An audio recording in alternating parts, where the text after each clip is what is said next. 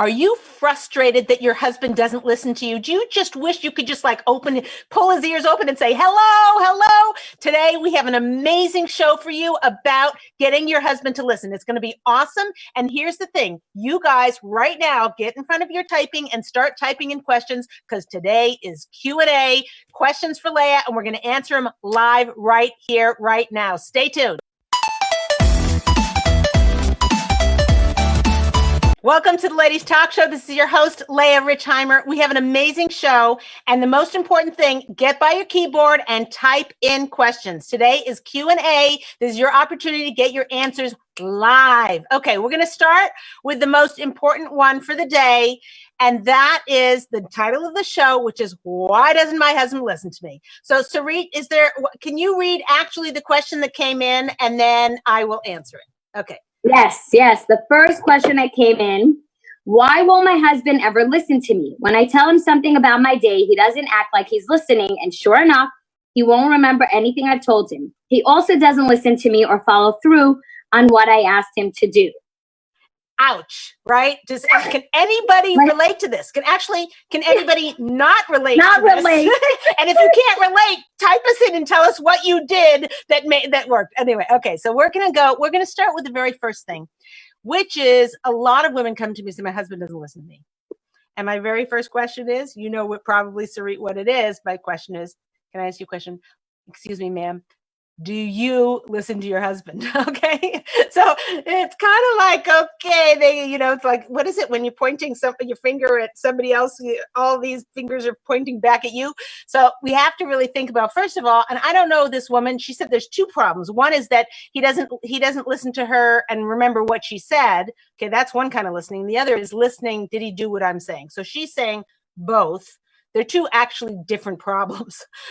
Not listening is a function of either his skills, probably, this is a myriad problem. This isn't like a simple thing. It's his issue of not listening enough, which he is responsible for, and he should improve, and he needs to be better, etc. Got it. Okay. Can the wife do anything about that? Not much. But there are certain things she can do to improve his listening. And number one is going to be very challenging for women. And that is when a woman complains a lot. Raise your hand. So do likes if you complain. Okay, hearts, whatever.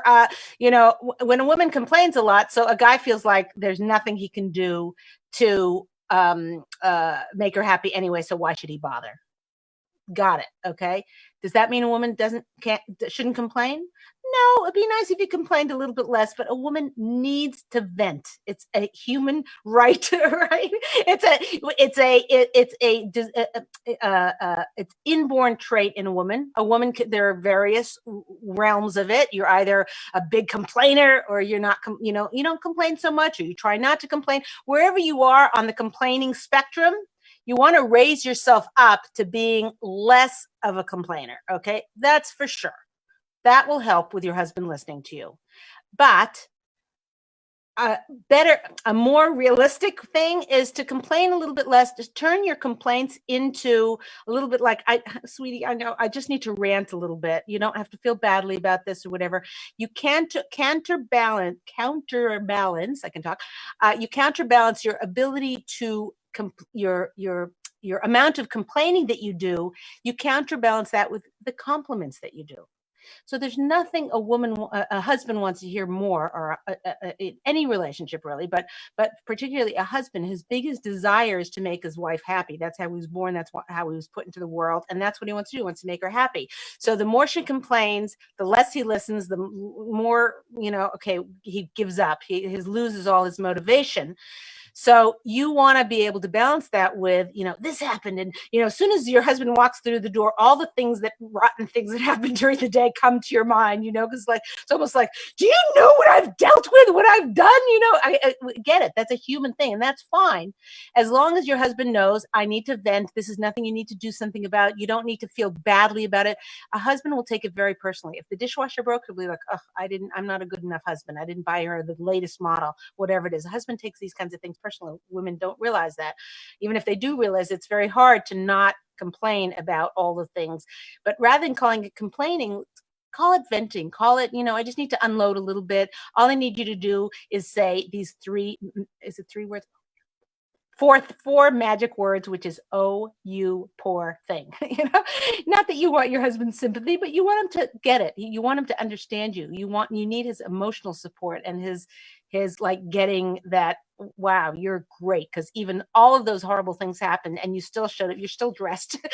Maybe some people are still in their pajamas with COVID, but okay, but whatever, everybody is still alive and the house is still, there's food on the table, maybe not. At least there's peanut butter in the fridge, maybe not. But in any case, we need to vent so that our husband can appreciate all that we do. But when you're counterbalancing complaining and you let him know that it's venting, you're trying not to complain, you're trying to, you just need to get it off your chest. But on the other hand, you need to let your husband know that you are happy in your life or that you're happy with what he did. If you just are having a depressing time or you're having a really tough time in life or things are stressful or whatever, and it's too hard to say, I'm so happy, dear. Thank you for making me so happy. Okay. And that's just like, that's Leah, I'm sorry. That's not going to work. That's not reality. We wouldn't believe it anyway. I wouldn't believe it. I would wouldn't be able to get it out of my mouth. I get that. But if you can find little pockets of things that, you're just sitting there and like everything, the pot's boiling over and this and everyone's screaming and, that one's got a diaper and this one and whatever life is handing you. And this happened that was serious and hard and whatever. But then the two of you look over and you see, a kid eat for the first time or you see outside and there's two little squirrels chasing each other up a tree. And it's just precious. It's like, okay, life goes on. Life is still good. And you can look at your husband and say, life is sweet. Just that little comment, life is sweet. Anytime you possibly can to sort of, instead of, balance out the complaint. It doesn't have to be one-to-one, a complaint for a compliment or a showing satisfaction or happiness in life, but a little bit more. That will help your husband to listen more. And the key is, again, should he be listening more? Should he work harder at it? Yes. But many husbands, if women come to me, they're married 20 years and they just kind of hammer at their husband or whatever, or they complain all the time without giving him that feeling of satisfaction that he's provided a good life for their wife, which is what he wants to do more than anything in the world, whether he says it or not, whether he even realizes it or not. When a man feels like he has made his wife happy, anything can go wrong. Things at work can happen. His car can break down. He can get a flat tire. He can, a lot of annoying things can happen in his life. And he still has this deep down feeling of satisfaction in his life. And you are the only one who can provide him with that. So if you want to get your husband to listen more, it starts by explaining to him that when you're complaining, that's not really complaining. You just need to vent. That's one thing. And that might take several times of saying that. He's not going to get it the first time after 10 years of doing it, of him thinking that you're just one big complainer. No, woman needs emotional support, and his job is to give it. But you got to make it easy for him. You got to explain to him when you're telling him. Anyway, you got the point. Okay, hopefully. Yeah, no, but Leah, before I ask my question on this, okay. Because it's something I deal with a lot. On Torah Anytime's live stream, we have Dina, who actually said, give a shout out to Dina from Manchester, UK. She's from, Manchester, UK. We got someone in the house and international. And she said, I recently discovered you and I love capital letters, your show. I've also passed on your show to lots of others. Dina, you're awesome. Thank you guys. We need the cheering on that one. Yeah. We love you, Leah, and you too, Sarit. I got a little shout out on that, so I'm very excited. There we go. Dina, we're clapping for you. Okay. Thank you, Dina. I hear that's awesome. Now type in your question because we want to answer it live. We want to be everything you need us to be to help you and support you in having an awesome marriage. That's what we're all about. Okay, good. Thank you very much. My question is part of her second part, where she says that she writes that even when he does, when he's acting like he listens or whatever, he actually doesn't remember anything that she's asking him to do and he doesn't follow through on that. So I find flipped vice versa. That's kind of my issue, where my husband is talking to me and I'm really focused on him. But I fully woman's brain. You faded in and out. Adam, we got a situation. Say it again, Sari. Oh, so I listen when my husband's talking to me and he's having a conversation. I'm tuned in, but I also have a million things running through my brain at the same time. And I know some men are like that also. They're thinking of work and money and they just, a day later, they really forgot what was being spoken about. And it's not from a bad place. It's not like intentionally he's not listening.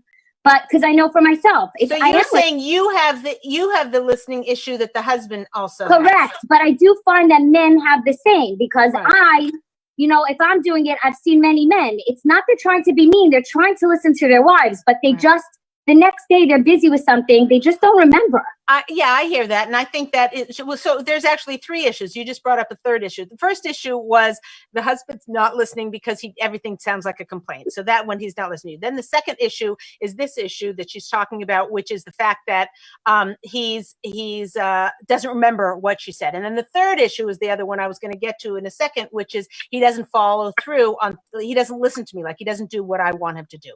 Okay, so let's take the second one. The second one about having a not listening. That's true.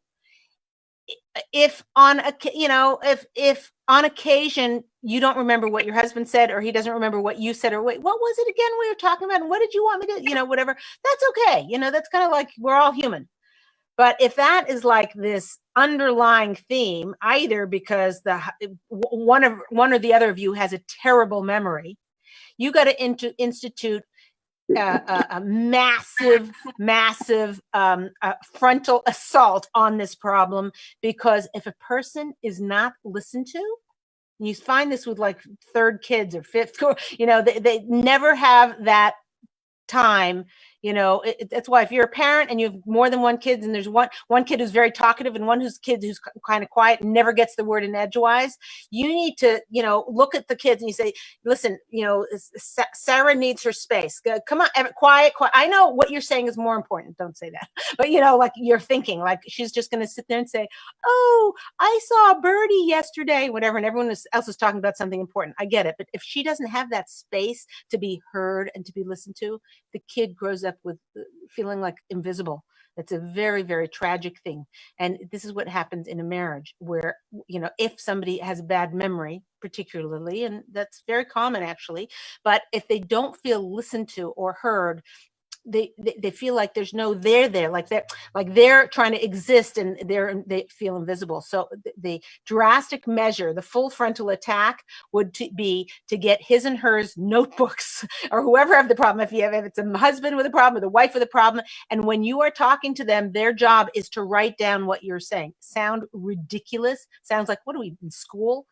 Here's the thing: your husband is the single most important person in your universe, in the whole universe for you.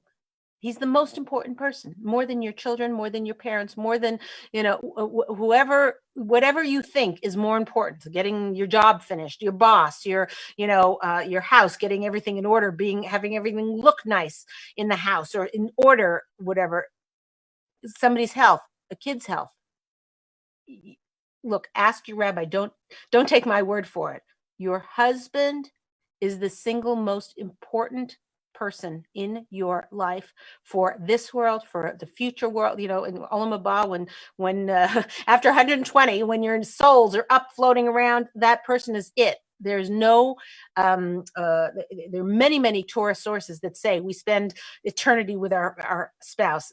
I've found zero that we spend it with our children or anybody else. So for your eternity, this is where you need to put your focus. And if that means you have to look ridiculous and get if you get a little card or get an app or get a big chalkboard behind, on the fridge or on, and somewhere in the kitchen where everything he says you write down. First of all, he'll laugh, he'll whatever, but guess what? He'll feel important. So it's very, very crucial. If you're the one, like Sarit was saying, who has the issue of, it's just kind of in one ear, out the other ear, this makes a husband not only feel invisible, a husband can have, make millions of dollars trading worldwide commodities and buying and selling businesses and being an investment manager and a broker, a investment banker, buying out companies and mergers.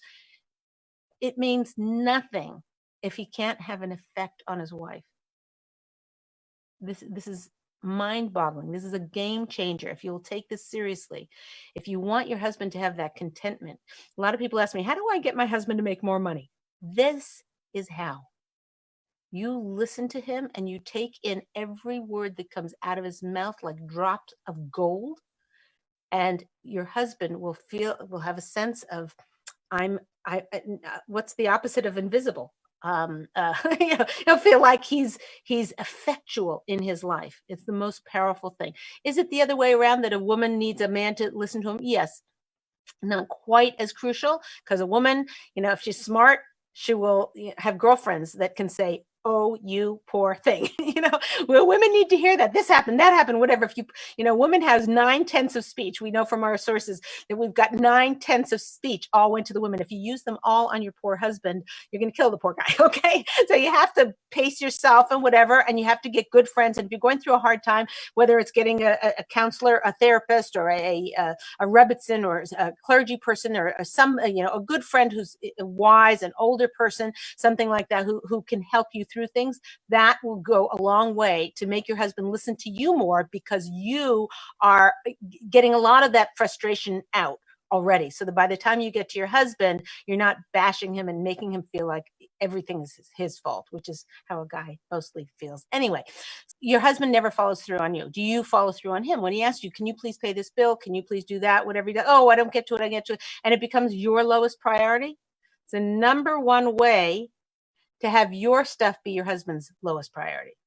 Now, let's say you're a dream wife, okay, a magic wife, and you listen to everything he says, okay, and you do all the stuff, and he still doesn't listen to you when you ask him to do something, okay? If that's the case, have a conversation with him and say, I kind of feel, whenever I ask you to do something, I feel like it becomes your lowest priority. And I don't know whether that's because you get caught up with everything else, or you have your certain priorities in life, and you're going through your priorities in order of your priority. Oh, here we go. Okay, there's my team. Team back? Everybody but Sarita. Okay, we are having technical, interesting things going on. Okay. I actually got knocked off completely. I got booted off the show. Oh, we hightailed. Yeah, there we go. Hold on. We got it. I don't know which part you ended with, but I will tell you that, firstly, just really quickly, because Dina on big caps on Torah, Anytime's live stream, said, woohoo, I'm famous. She's very excited. And then Hani from London actually said there's people all over the world on your show right now watching. So, and she actually said, building marriages. Dina said, we're building worlds. They're really on your mission. But I do have questions. So when I don't know which part you ended up, because I got booted. So if you didn't finish your response, just let me know. Boot you, Sarit. That happened by itself. Okay, I'm just saying. Okay, all right. So so let me finish up this point about listening, about your husband not doing what you said you want to do. So you say to your husband, I understand you don't, you have your own priorities, and but I always feel like I'm the lowest priority. Is there anything we can do to up that? Because it makes me feel like you don't care, like you're not taking care of me or whatever. Don't lay it on too thick, ladies. When you lay it on so thick, the guy just feels like, there's nothing I can do to please this woman. So if you can say this without, stuffing them out, making them feel awful. If you can do that, all the better. You'll get what you want more, which is for him to more listen. So if you were to say something like, listen, I know you try hard. I know you try, and you do make me happy, and I'm happy in my life. We have a sweet life. I feel very blessed, with our life and with you and how but I just want to say, sometimes when I ask you to do stuff, it's very hard on me that it doesn't get done. Now, if you're the kind of woman who says, can you please change the light bulb in the garage? Can you please fix the stairs and the door handle on the thing and whatever, and your husband's not a handyman and he hates doing that kind of stuff, and he doesn't want to pay for somebody else to do it, right? We get that. Raise your hand. Okay. So if that is the case with you, say, listen, some of the things that I ask you to do are fairly simple and easy. Can you please pick the milk up on your way home from work? Is anyone going to work in COVID? I don't know, but whatever, please do that, but some of the things I ask you to do, I just feel like I'm creating a huge burden in your life. Why should you, when you work so hard, walk in the door and have to sit there with a screwdriver and fix the door handle?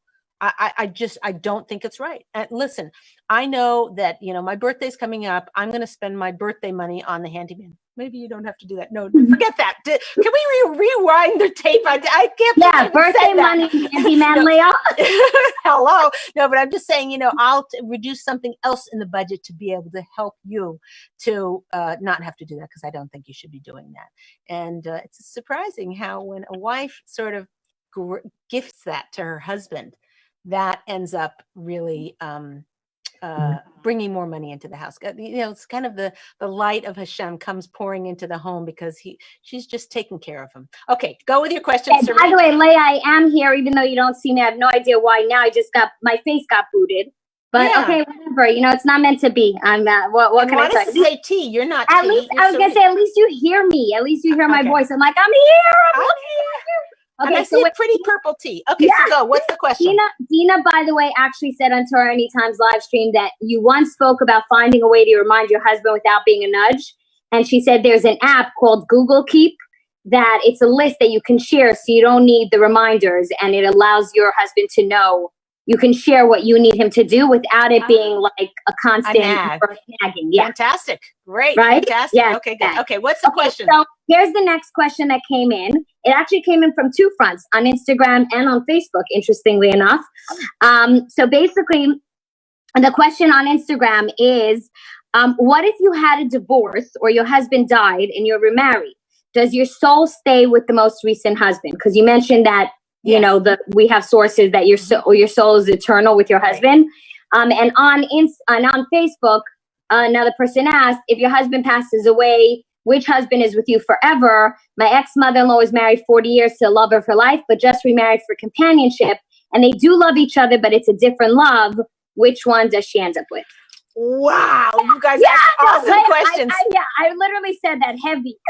Heavy. So the thing about this question is I actually don't have a definitive answer. I've asked a lot of Rebbeim this because I've got this question a lot over the last decade. And there are some Rebbeim who say it's with the first one that you had children with and raised a family with or whatever. And I'm like, well, what if someone was married for 2 years, didn't have kids, and then got married? It's very, or because they had said first husband that you had your children with, or whatever. So there's not a clear-cut answer. There is some other answers I got when I went to Eretz Israel. They were talking about how different parts of a neshama, different parts of a soul or whatever. It was way over my pay grade. Okay. It's like, okay, I don't really understand what they're saying. And also they were not definitive. They did not say this is how everybody holds, so we don't have an exact answer from it. And if anybody gets one from whatever, I'm very much interested in this topic because it's just, would be nice to know. But one thing that seemed very unanimous with all of the sources that I asked is that whatever husband you're currently married to, this is for sure, whatever husband you're currently, and I think this is Rav Usher Weiss from Eretz Israel, I might be mistaken, but I'm quite certain it was him, said that that's where the bracha comes from. That's where the blessing comes from. So all the blessing in your home for sure comes from the man you are currently married to. And then in terms of eternity and that will, is less definitive. So what you need to do in terms of your practical application, take care of this man, because for sure in this world, that is where all the blessing comes from. The more priority you put on this husband and on your current husband and take care of him and listen to him and make a chalkboard with everything he says. If you've got a bad memory, the more you take care of him, the more blessing will pour into your home. And you got to believe that's going to help you in Olam Haba, in the world to come. But after you die and your soul becomes a part of Hashem, there's complicated issues to explain if you don't follow what I'm saying. But anyway, basically in that realm, we're not exactly sure, but for sure, whatever you're building right now with your husband will carry you through a long way. Good question. Any other questions before we need to move on to our next thing, guys? No, nobody else on our social media avenues. Ask that question. I can read you the next question that came in. Okay, fine. My husband always brings me flowers on Friday, but never helps me, which is what I really need. What should I do? Okay, good. That question is, some of these questions, I wished I could talk to the person. Cause I'm like, what do you mean he doesn't help you? And what do you mean? Like, did you talk to him? Did you tell him, hey, skip the flowers, I need help?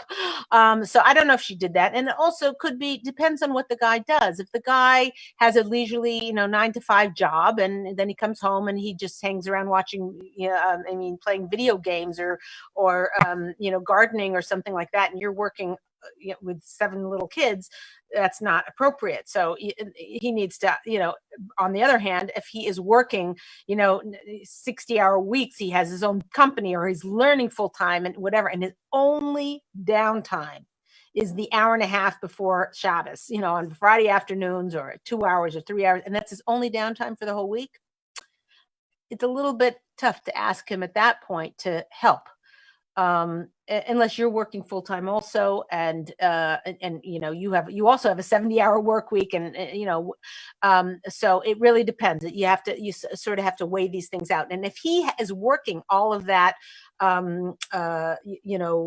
he's puts his whole efforts into working, then when he comes home, he does also need some downtime. So that has to be put in the schedule somehow. But let's assume you work full time, he works full time, whatever. And then he comes home and he hands you flowers like, oh, I did my share. And meanwhile, this floor, you mop the floor and now all the kids ran in with mud. And then, you have your mother-in-law coming for dinner and you haven't set the table the way she likes it. What are all the stresses?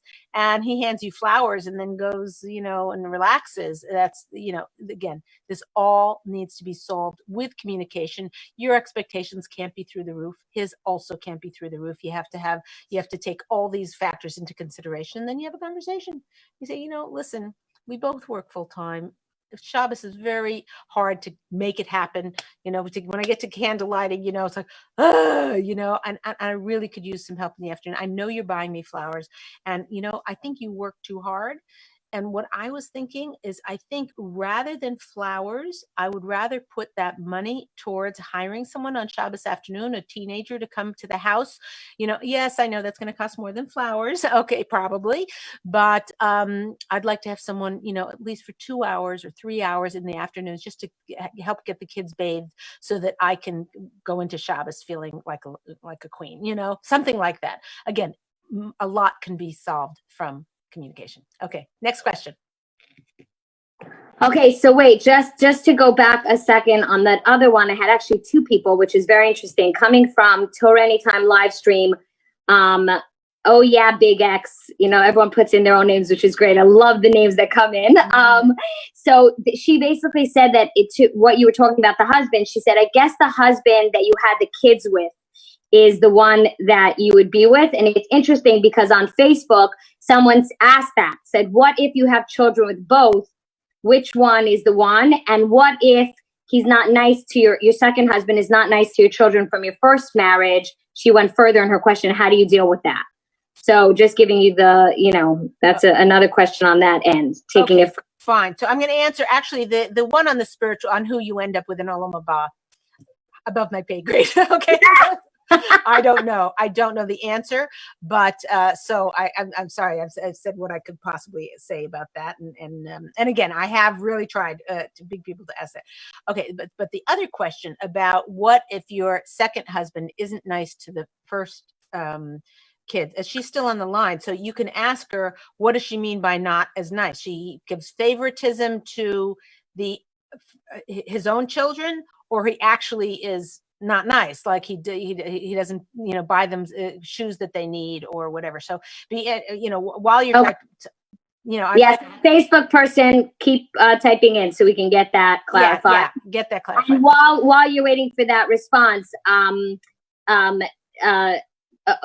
Torah Anytime, she also said, oh yeah, Big X said, she actually said that if you should show your husband which is your basically what is more important to you, meaning that flowers are not as important as him doing acts of service, meaning him helping you, then he would actually probably know that one supersedes the other.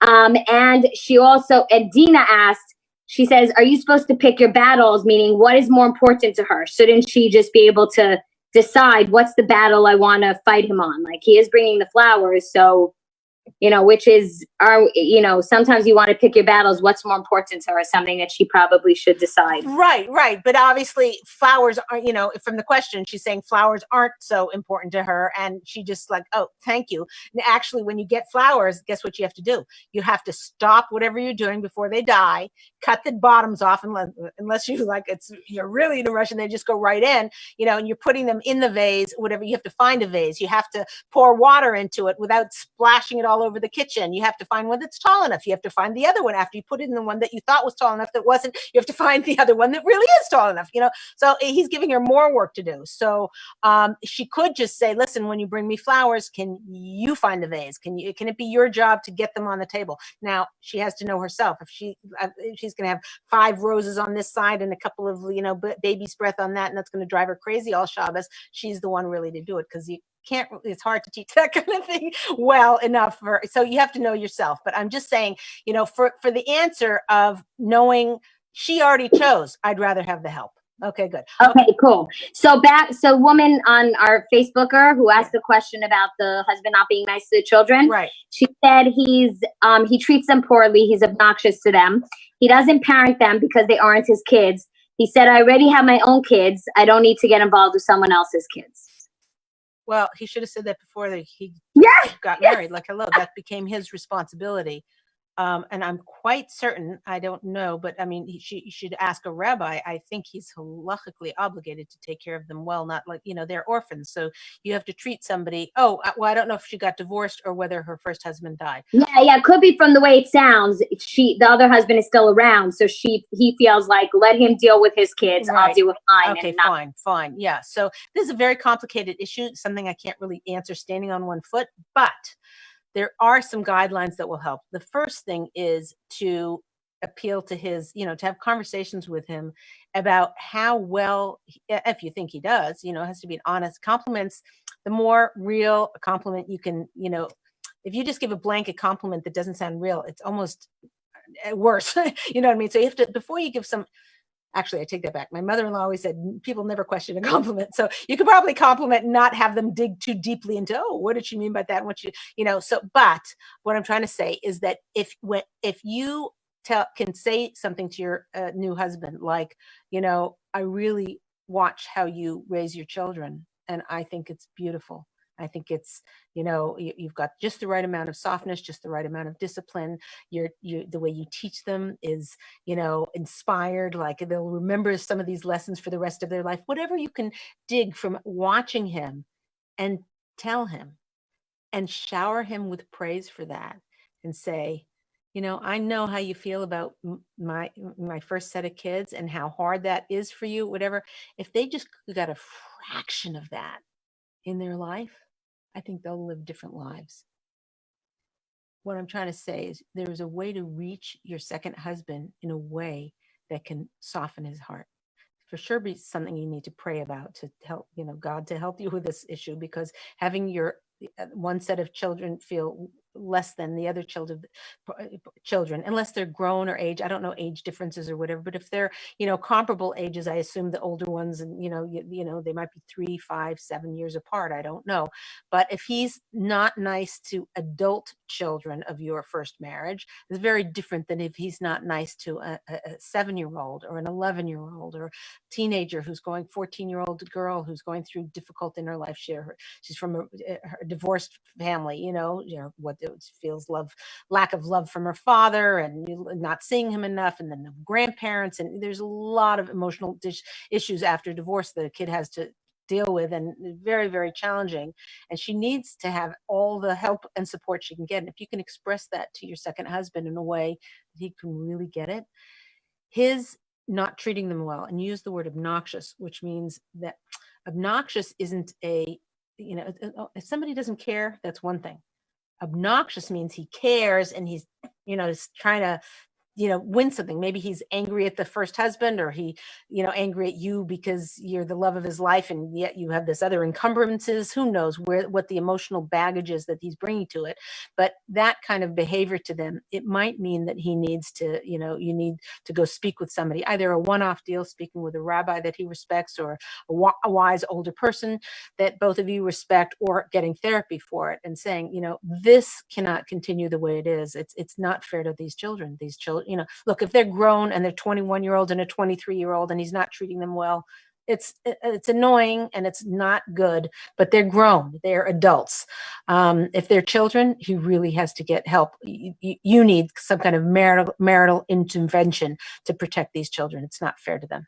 Yeah. Okay. Yeah, and she actually wrote, so how should I respect him and put him on a pedestal when obviously it hurts her so much when he's hurting her kids? That's a very personal thing for a mother. Totally get it. Here's the thing. There's a big mistake that people make, that the world makes, about respect, which is you respect somebody when they earn their respect. You don't laud somebody or hold somebody up until they've earned your respect. And if they don't earn respect or does something to make you not respect them, you don't respect them. Hello, that's reality, right, Leah? So our sources say something completely different. They say the exact opposite. Our sources say you respect somebody first and then let them live up to your good expectation of them. It's mind-boggling. Here's what happens. When you respect him, even despite how obnoxious he's being, despicable, unpleasant, unfair, all of these things, but you still put him on a pedestal and still bring it in your heart. First of all, knowing that that's the right thing to do will give you a lot of strength. You'll be shocked how strong you can be in this exact thing when you know that is the exact right way to be. Because when you give somebody respect and you think, I'm not sure if I should be, well, he doesn't deserve it. And, if I compliment him on all these good things, he will think I've forgotten about all the bad things. There's all kinds of, you can make yourself crazy and a maze in your head of what's the right thing, wrong thing, how should you play this? I'm telling you right now, the way to play this, respect him as much as you possibly can. That means when he's talking, you don't let any kids interrupt him. You yourself try not to interrupt him, try not to finish his sentences, try not to correct him, try not to, belittle him in front of anybody. If anything, compliment him in front of everybody, in front of your kids, in front of your in-laws, you pour respect on the man. And here's what I guarantee you will happen. He will begin to earn that respect. And a lot of women come to me and say, Leah, I'll respect him when he respects me. I'm like, okay, you're right. He should respect you. He should treat you well, etc. You want to know the number one way to get him to respect you? Respect him. Is it annoying that the woman often has to be the first one to play that game and to respect him first? Yeah, it's annoying. But guess what? It's guaranteed and it works. So your job is to respect him as much as you can, get over what internal blockages you have to respecting him. And I will tell you something. It seems like something you're doing nice for him. And, okay, this is our Masorah, this is our tradition. And Leah says it works or whatever. And 10,000 women behind her who also say it works. But okay, but, this works. Okay, but it's just too hard. But here's what you have to know. The reward for doing this all comes to you. You may not see it right away. You may not even ever see it in the full force of how much comes to you from it. But I'm guaranteeing you our sources guarantee you, our Masorah guarantees you, if you respect your husband, no matter what, you will find that there is a holiness in your home, a warmth in your home. Your husband's heart will soften towards your children. Your husband will have a new sense of self, a new sense of strength, a new sense of men need respect like oxygen. Women don't need that as much. They want to be respected or whatever, but it's not oxygen. It's not, they far more important to them is appreciation, attention, connection. Men, number one, respect. And if they don't get it, they will take it out on your second children. I'm sorry to say, on your first children. That's I'm not blaming you. Here, everybody knows we do not blame the victim in this show, okay? What we do is say there are some outside circumstances that are miserable to live with, okay? But there's always something we can do. And that's not blaming you. It's empowering you. It's empowering us women to realize there's always something we can do. And I'm telling you, the answer to your prayers to get everything you want in your relationship is to respect him more. And try it, and do me a favor. Type in an email, info at Ladies TalkShow or whatever. Subscribe so you get our current. Oh, I should do this. Subscribe. Sarit's always on me. Make sure to remember to say subscribe.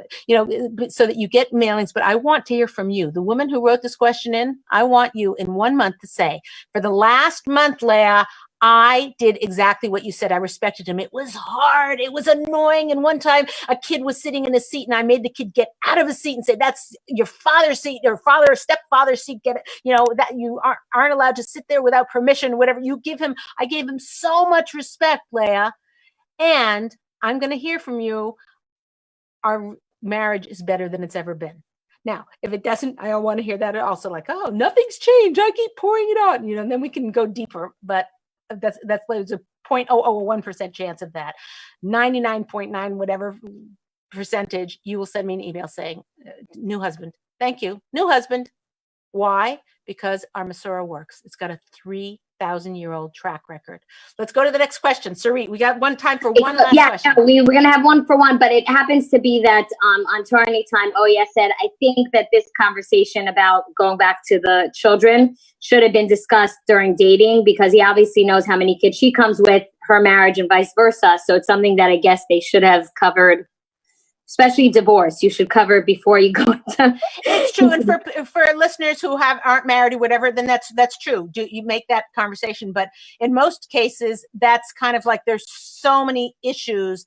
Are we on the same plane? Do we have the same vision for life? There's so many things that can sometimes get on the side, or people can make promises, or it's they don't know how they're going to feel in the moment. So she is right, but it doesn't preclude that a good solution for right now when you're in the thick of it. And Dina said, it's so powerful. Us women hold the key, respect him no matter what, not to interrupt him. She said, can you give some more real, practical, and simple tips of how to show respect? One of them, he said, was not to interrupt. I know you always say answer the door. I don't know, greet him at the door. That's another one. But. Yeah, so I have a whole chapter on that in Marriage Secrets. This is so you can reference that and sort of see. So that's all 220 Torah sources there, and I make no money from this. It all goes to Shalom Bayis forward for Shalom Bayis. So you can read a lot more there, but just off the cuff, things to respect are not contradicting him, not interrupting him, greeting him at the door. That's often very hard if you have a lot of children and they're in the bath, and that's a crazy time, right? They just came home from school. The whole house is flying then. So that's a little hard. If you're an empty nester or whatever, for sure you should do whatever you can to greet him at the door. Certainly get off the phone when he comes in. If you're on the phone with your mother-in-law or your mom or your sister or whatever, and he walks in and say, oh, I got to go, Moshe's home, click, so everybody has to, there's some things that'll certainly become obvious if you are on your way to, the grocery store and, getting him things that he likes, asking before you go, is there anything you want me to get, whatever. And then your kid says, oh, can you run to here? And you're like, always put your husband first. So if your husband wants something and your kid wants something and you only can get one, you get your husband's first, and you come home and the kid say, you didn't get me my Rice Krispies. And you're like, no, Daddy needed the rice cakes. And I didn't have enough time to get you what you needed. That people say, what? But the kid is helpless. He can't buy it himself, whatever. Doesn't matter. Your priority has to be your husband. Number one, that is what's going to create Shalom Bayis in your home and peace in your home that floods everything.